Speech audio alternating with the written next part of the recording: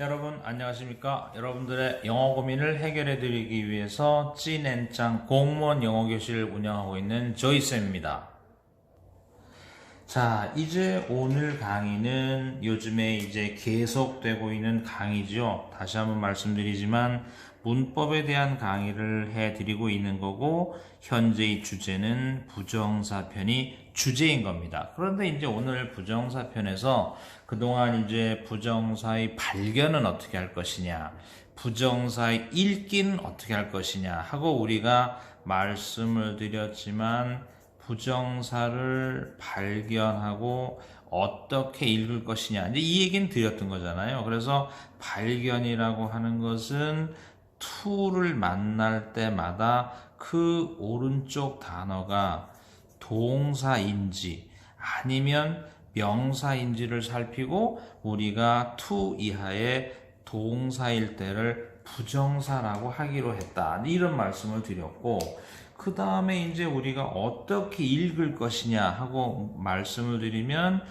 to에다가 동사가 나오면 그 동사의 성격에 맞는 만큼을 더 읽어줘야 되고, 다시 말하면 동사의 성격은 보통 5가지로 했으니까 5가지 정도의 더 읽기가 있어야 되겠다, 이제 이런 말씀까지 드렸던 거고, 그 다음에 이제 우리가 표현에 대해서는 조금 말씀을 드렸지만, 우리가 이제 부정사를 표현하는 방법이 뭐냐 하고 말씀을 드리면, 표현 중에서 이렇게 들어가면 첫째, 만큼은 이런 거죠. 만큼 답게 표현해주면 된다.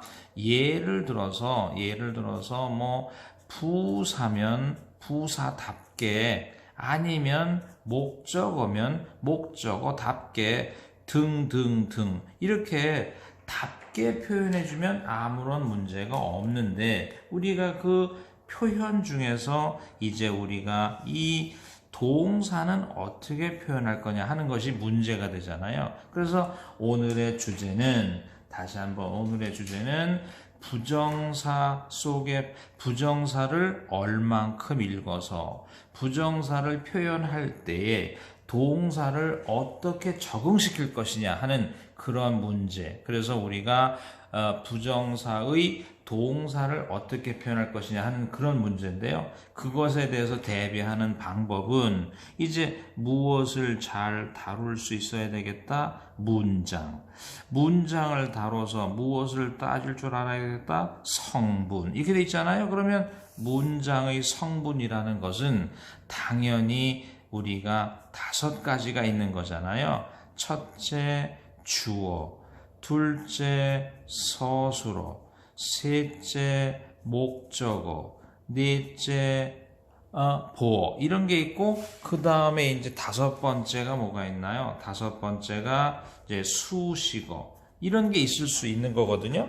그렇다면 우리가 그 중에 부정사라는 것을 서술어에 쓰지 않으니까, 또 수식어라는 걸 2개로 나누면 형용사로서의 수식어와 부사로서의 수식어가 있는 거니까, 우리가 어떻게 변형시킬 것인지 문장의 성분을 따져봐야 되겠고, 그로 인한 표현을 연구해 오는 그런 시간을 가져보도록 하겠습니다. 자, 이제 첫 번째 문장을 한번 보시죠. 그래서 우리가 1번 문장을 보시면, 우리가 다시 한번 문장을 시작하는 첫 단어를 보니까 to다. 오른쪽에 동사를 보니까 이것은 문장을 부정사로 시작하는구나 하는 걸 알 수 있고요. 다음 부정사 to에다가 동사가 붙었으니까 부정사고, to 플러스 동사 중에 타동사라면 목적어까지를 읽어주니까 is가 뭐라는 소리에 동사, 이것이 뭐가 되나요? 문장의 주어. 따라서 부정사의 무슨 용법이 되나요? 명사적 용법, 이렇게 되는 거잖아요. 그럼 이제 우리가 어떻게 표현할 거냐? 아까도 말씀드렸지만 만큼은 만큼대로 하니까 목적어만큼이니까 목적어답게니까 어떻게 돼? 자전거를 이렇게 이제 하는 거고요.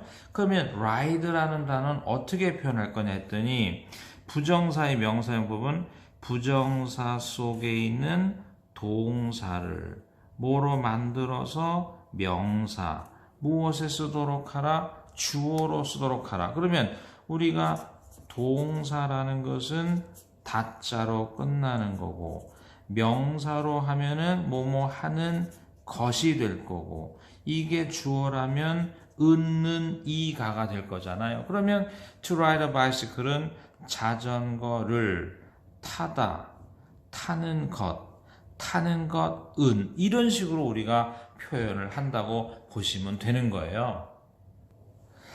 자, 이제 그 다음 문장을 보면 다시 to 플러스 동사니까 우리가 이런 것을 부정사라고 한다.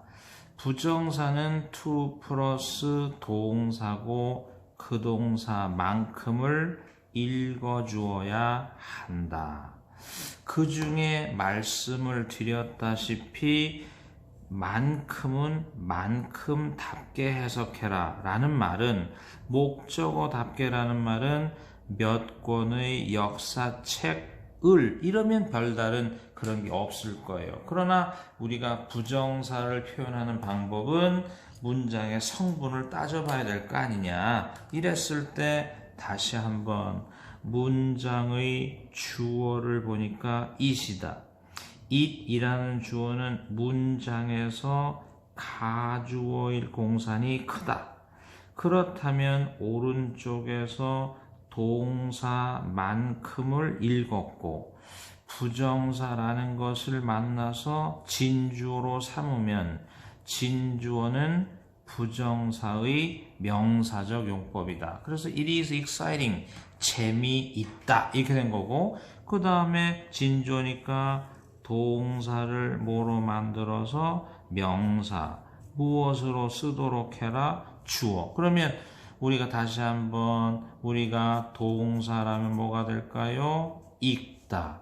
그것이 명사가 되면 어떻게 될까요? 읽는 것. 그것이 주어가 되면 어떻게 될까요? 은. 그래서 몇 권의 역사책을 읽다, 읽는 것, 은. It is exciting, 재미있다. 이런 식으로 이제 진행이 되는 거고요. 이제 세 번째 문장을 보면 다시 한번 to를 만났다. 그 뒤에 동사가 보인다. 우리는 이게 부정사라는 걸 안다. 그렇다면 to 플러스 동사의 만큼을 읽어주는 하나의 덩어리가 될 것이다. 그렇다면 목적어는 어떻게 표현할래? 목적어답게. 따라서 어떻게 될까요? 이탈리아 음식을 이렇게 이제 표현해 주면 되는 건데요.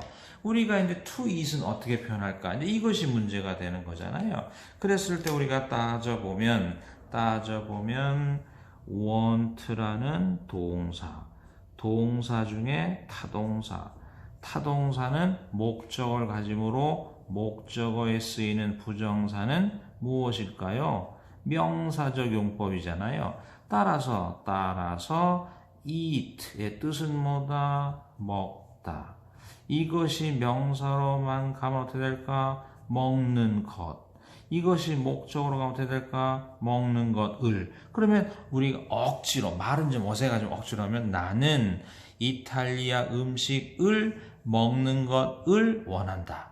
물론 우리가 자연스럽게 말하면 우리가 이탈리아 음식 먹기를 원한다.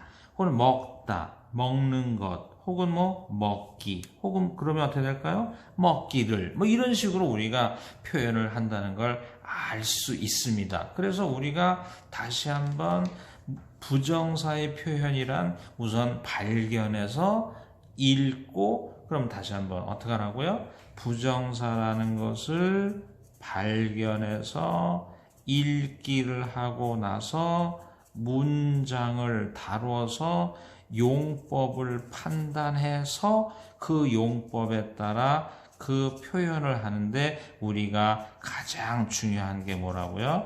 동사를 용법에 맞게 용법에 맞게 변화시키고 그 다음에 적응시키는 이러한 과정이 절대적으로 필요하다고 말씀드릴 수 있습니다. 자, 이제 그 다음 문장을 보시면 이렇게 돼 있죠. 그 다음 문장을 보시면 다시 to를 만났다. 그 뒤에 나오는 단어가 동사다. 동사 중에 타동사다. 타동사는 그 뒤에 명사인 목적어를 달고 다닌다. 조금 길어지면 전치사 앞에서 끊어 읽어라. 그러면 이만큼이 하나의 덩어리잖아요. 그렇다면 목적어는 아까 말씀드렸듯이 목적어는 어떻게 표현하고 그랬어요? 목적어는 목적어답게. 그랬더니 soccer는 어떻게 될까요? 축구를 이렇게 되잖아. 축구를 이런 거잖아요. 그렇다면 우리가 이제 플레이는 어떻게 표현해야 될까? 문장을 한번 다뤄보시죠. 그러면 is는 동사다. 동사 중에 is는 비동사로서 이 형식을 잘 이룬다. 이 형식은 주격 보호를 갖는다. 그러나 주격 보호는 이런 거잖아요. 주격 보호는 명사도 되고 형용사도 되는데 주격 보호가 명사라는 것은 주어와 일치할 때는 그렇다. 즉 주어하고 동일인이 되거나 주어하고 동일물이 되면 주격 보호가 명사적이라고 하는데 형용사라는 것은 주어의 행위나 혹은 주어의 상태를 보충하거나 혹은 설명할 수 있으면 형용사적이라고 하는데 그의 꿈은 축구하는 거요. 축구하는 게 그의 꿈이라서 우리가 어떻게 될까요? 됐이나 매치나 같으면 주어와 일치하니까 주격 보호에 쓰이는 뭐가 될까요? 명사적 용법이 되더라. 그렇다면 이제 어떻게 표현하는 걸까요? 그러면 당연히 플레이를 뭐로 만들어서 명사, 뭐로 써라? 주격 보호. 따라서 우리가 축구를 하다. 이것이 동사라면 주격 보호에 쓰이는 명사라면 어떻게 될까? 주격에서 명사로 만들면 하다가 하는 것. 주격 보호니까 뭐가 될까요? 이다. 그래서 그의 꿈은 축구를 하다, 축구를 하는 것, 이다. 이런 식으로 이제 말씀을 드릴 수 있는 거죠. 그래서 우리가 또 주격 보호를 한번 다뤄봤는데요. 또 하나 다뤄볼까요? 그렇다면 다시 to 플러스 동사다. 동사 중에 타동사면 this project가 뭐가 될까요? 목적어다. 그러면 준동사 속 목적어는 당연히 목적어답게만 표현해주면 되니까 이 프로젝트를 이렇게 하면 이제 해석이 뭐 별 문제가 없는 거죠. 그런데 이제 조금 더 따져보니까 M이 비동사고 이 형식을 이루면 주격 보호가 되고 말씀드렸듯이 주격 보호는 명사적일 수도 있고 형용사적일 수도 있는데 주어를 보니까 사람이고 그 사람의 행위를 나타내니까 주격 보호는 형용사적이고 당연히 지금의 부정사는 형용사적 용법이 되는 거죠. 그렇다면 여기서 하나 더 비동사의 주격 보호 자리에 투부정사가 뜨면 이런 거잖아요. 투부정사 뜨면 우리는 대체로 뭐뭐 할 예정이다. 뭐뭐 할 수 있다. 뭐뭐 해야 한다. 뭐뭐 하려 하다. 혹은 뭐뭐 할 운명이다. 이 정도의 다양한 의미를 우리가 준비를 해야 되지 않겠느냐. 그랬을 때 나는 이달 말, 이번 달까지 이 프로젝트를 끝낼 예정이다. 끝내야 한다. 끝내려 한다. 뭐 이런 식으로 끝낼 수 있다. 이건 문맥에 맞게 우리가 다양하게 접근해 보면 될 수 있습니다. 따라서 우리가 이번에서는 주격 보호에 쓰이는 부정사를 명사적 용법과 형용사적 용법을 가려서 만약에 명사적 용법이라면 당연히 명사화 시키는 거지만 형용사적 용법이라면 B2 용법이라는 그런 전제하에 이러한 5가지 정도의 의미를 우리가 예상하고 있지 않아야 될까 이런 생각입니다.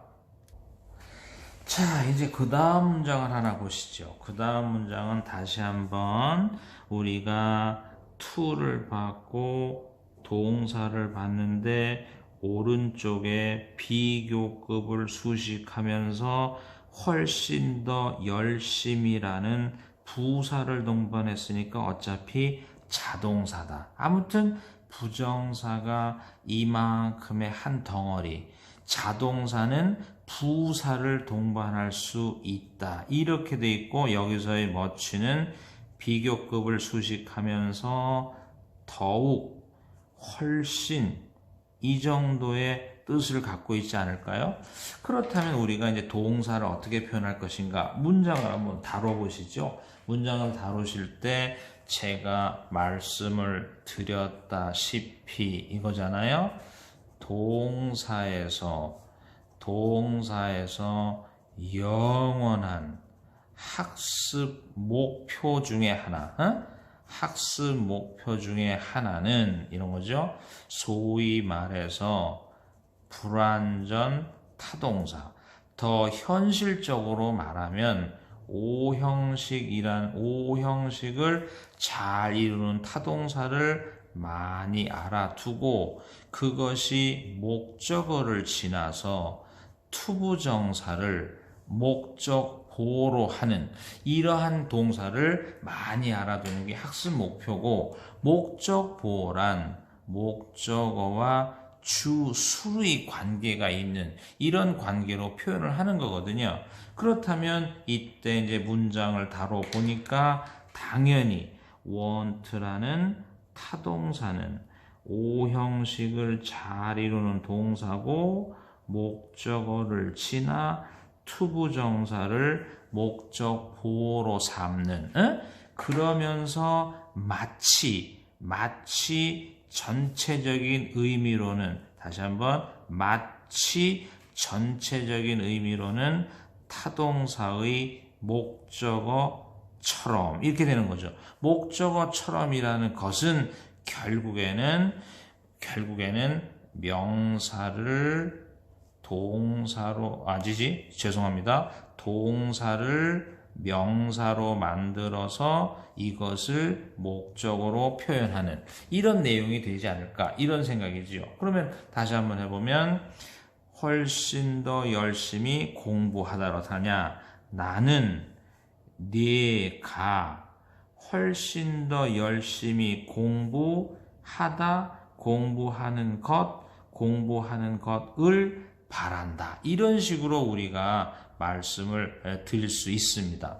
조금 실수가 있었는데요. 다시 한번 오형식 문장에서의 목적어와 목적보호는 주어처럼 수어처럼 해석을 하라. 그러면 주어처럼 수어처럼 해석을 하고 이 수어를 이거잖아요. 이 목적보호에 있는 수어를 명사로 만들어서 목적어로 써라면 네가 공부하다, 네가 공부하는 것, 네가 공부하는 것을 이런 식으로 우리가 오형식 문장은 해석해 줘야 맞다. 이런 말씀을 드릴 수 있습니다. 자, 이제 조금만 더 해보면요. 다시 to 플러스 동사니까 부정사고 비동사란 그 오른쪽에 주격 보호고 유명한 축구선수가 되다. 이런 식이잖아요. 유명한 축구선수이다.